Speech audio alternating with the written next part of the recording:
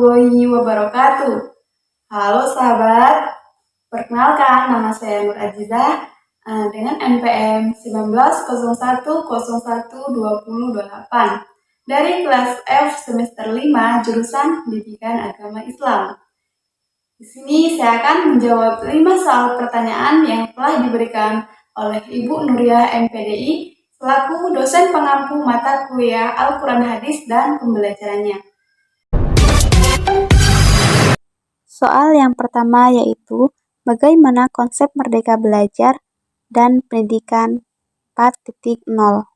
Konsep merdeka belajar sangatlah berbeda dengan kurikulum yang pernah ada dan digunakan oleh pendidikan formal di Indonesia. Konsep pendidikan baru ini sangatlah memperhitungkan kemampuan dan keunikan kognitif individu para siswa. Yang pertama yaitu ada assessment kompetisi minimum. Perbedaan konsep pendidikan baru ini dengan kurikulum yang digunakan sebelumnya adalah siswa diharapkan mampu menunjukkan kemampuan minimum dalam hal literasi dan numerik. Fokusnya bukanlah sebanyak apa siswa mampu mendapatkan nilai melalui penugasan dari guru, tetapi bagaimana siswa mampu berpikir secara kritis menggunakan kemampuan kognitifnya.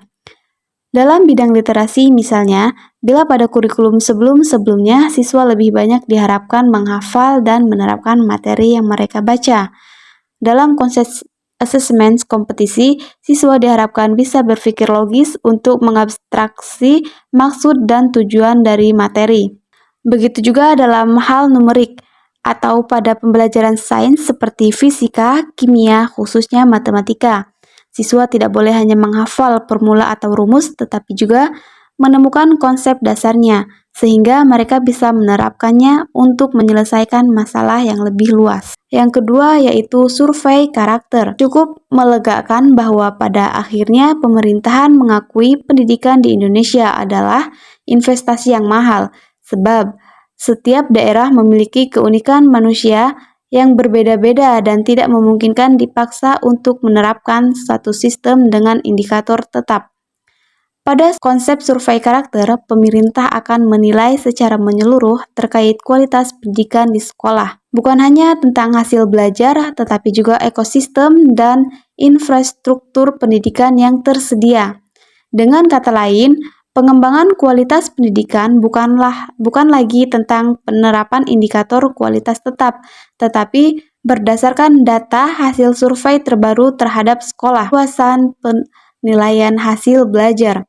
Satu hal yang penting dalam konsep merdeka belajar ini adalah adanya perluasan penilaian hasil belajar siswa yang tadinya hanya dari nilai ujian nasional menjadi penugasan dan portofolio.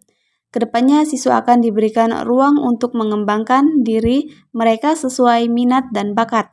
Dengan cara ini, stigma siswa pintar dan bodoh diharapkan bisa segera dihilangkan, sebab manusia memiliki bakat alami yang berbeda-beda dan tidak bisa ditentukan dengan tes formal. Yang keempat, pemerataan kualitas pendidikan hingga ke 3T.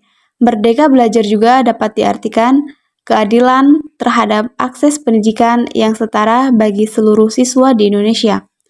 Oleh karena itu, pemerintah membuat kebijakan afirmasi dan pemberian kuota khusus bagi siswa yang tinggal di daerah 3T.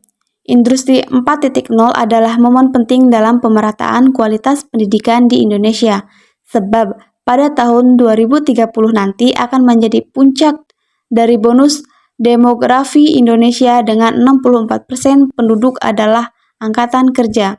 Kesiapan sumber daya manusia atau SDM, Indonesia akan sangat menentukan keberhasilan kita dalam menghadapi persaingan di industri 4.0, khususnya di daerah 3T yang masih memiliki tingkat kelahiran yang sangat tinggi. Alasan konsep merdeka belajar cocok untuk pendidikan 4.0, pemerintah mengusung konsep merdeka belajar bukan tanpa alasan dan fokus yang jelas. Pada tahun 2021 nanti, kurikulum akan diubah total untuk menjamin sistem pendidikan 4.0 dapat berjalan dengan baik.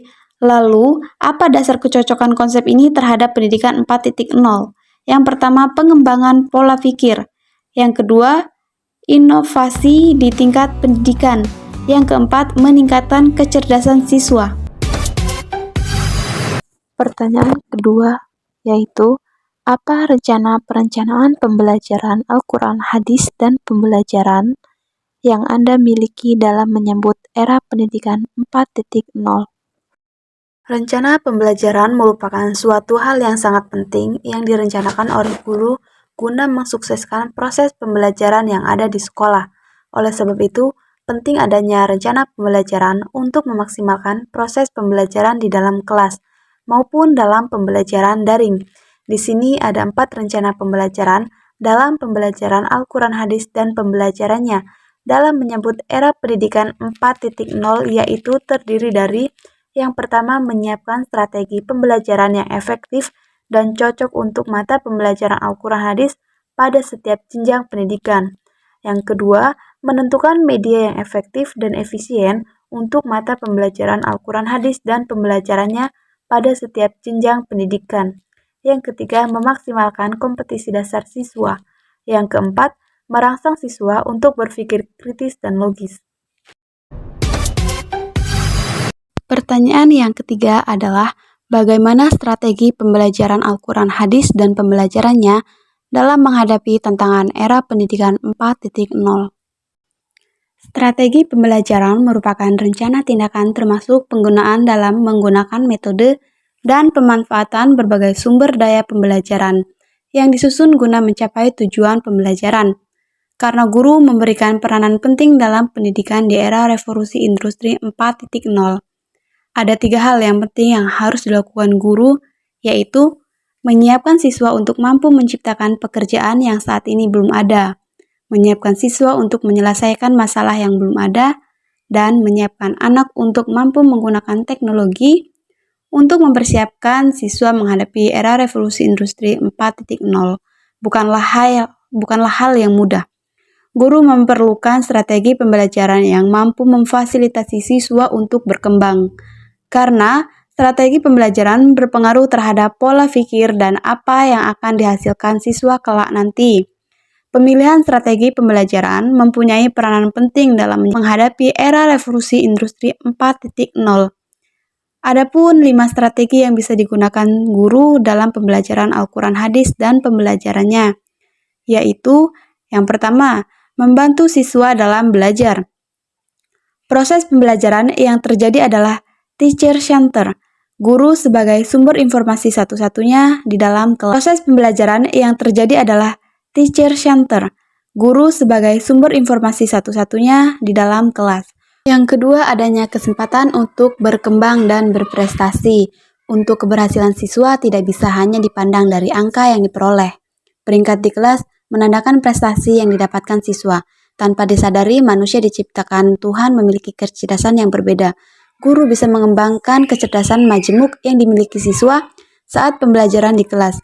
Pemberian stimulus dan pengarahan guru mampu merangsang kecerdasan siswa akan meningkat, sehingga siswa diberikan kesempatan untuk berkembang dan berprestasi sesuai kecerdasan yang dimiliki. Yang ketiga, yaitu penguatan pendidikan karakter atau PKK. Pendidikan karakter harus dikembangkan sedini mungkin. Penanaman karakter tidaklah mudah dan membutuhkan waktu yang lama. Penguatan pendidikan karakter atau PKK merupakan kelanjutan dan revitalisasi dari pendidikan karakter dari tahun 2010. PKK dinilai penting dikembangkan di dalam dunia pendidikan.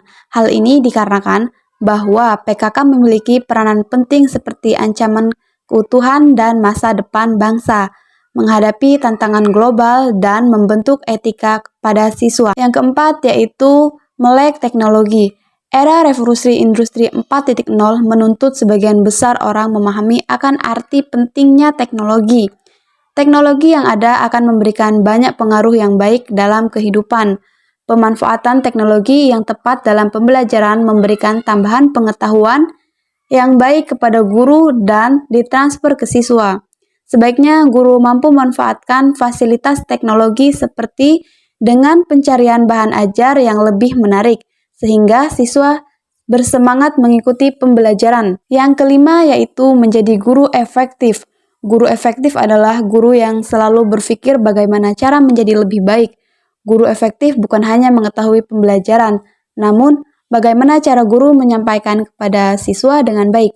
Dengan cara pikir guru mampu menjadi lebih baik, guru akan mencari solusi apabila dalam pembelajaran, ilmu yang ditransfer ke siswa belum sepenuhnya dipahami.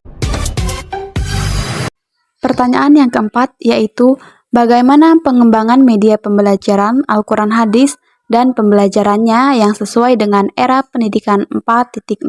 Media pembelajaran pada dasarnya merupakan bagian dari media atau alat pendidikan. Pada era industri milenial 4.0, ini media pembelajaran yang dapat digunakan dalam proses pembelajaran dapat menggunakan teknologi informasi, komunikasi, dan smartphone, yang pastinya semua siswa dapat menggunakan dan mengaksesnya. Secara umum, siswa sekolah menengah sangat aktif menggunakan media sosial dan berkomunikasi sesama siswa.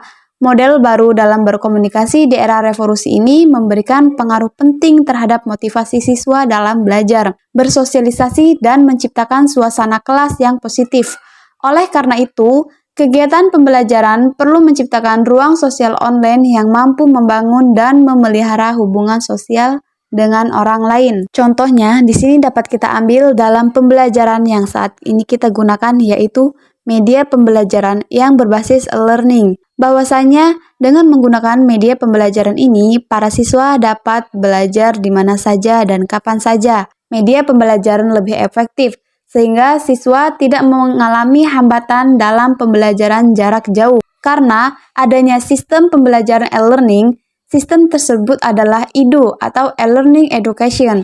E-learning di mana merupakan media pembelajaran online yang menggunakan metode Learning Management System atau LMS. Pada sistem ini, seorang pendidik dapat menyiapkan bahan perkuliahan pada sistem e-learning dengan bentuk dokumen ataupun keynote yang dapat diunduh dan disimpan oleh siswa pada PC ataupun iPad untuk pembelajaran di rumah jika sedang tidak memiliki akses internet. Selain itu, pada sistem ini juga terdapat assessment atau tugas yang diberikan oleh pendidik yang diharapkan lebih mudah untuk dikerjakan dan juga dapat membuat para siswa lebih disiplin dalam mengumpulkan tugas karena terdapat due yang telah ditentukan oleh masing-masing pendidik. Selain menggunakan media pembelajaran berbasis e-learning, di sini seorang pendidik juga dapat menggunakan media pembelajaran audio, media pembelajaran visual, dan media pembelajaran yang berbasis teknologi. Contoh dari media tersebut adalah, pertama, media audio, contohnya radio, tape record, telepon. Yang kedua, media visual. Contohnya, foto, ilustrasi, OHP, dan LCD. Ketiga, media berbasis teknologi. Contohnya, televisi, film, VCD, dan komputer atau internet. Jadi, pendidikan sekarang tidak dapat terlepas dari media dan media digunakan tak luput dari perkembangan zaman. Yang tidak lain yaitu perkembangan teknologi. Sehingga bentuk media yang sering digunakan di era 4.0 ini yaitu berbasis online seperti HTML, e-learning, media sosial, web, e-book, dan lain-lain. Pertanyaan kelima atau pertanyaan yang terakhir yaitu, apa pendapat Anda yang tentunya didukung dari berbagai teori yang kuat terkait evaluasi pembelajaran Al-Quran Hadis dan pembelajarannya dalam suasana yang berdampingan dengan COVID-19.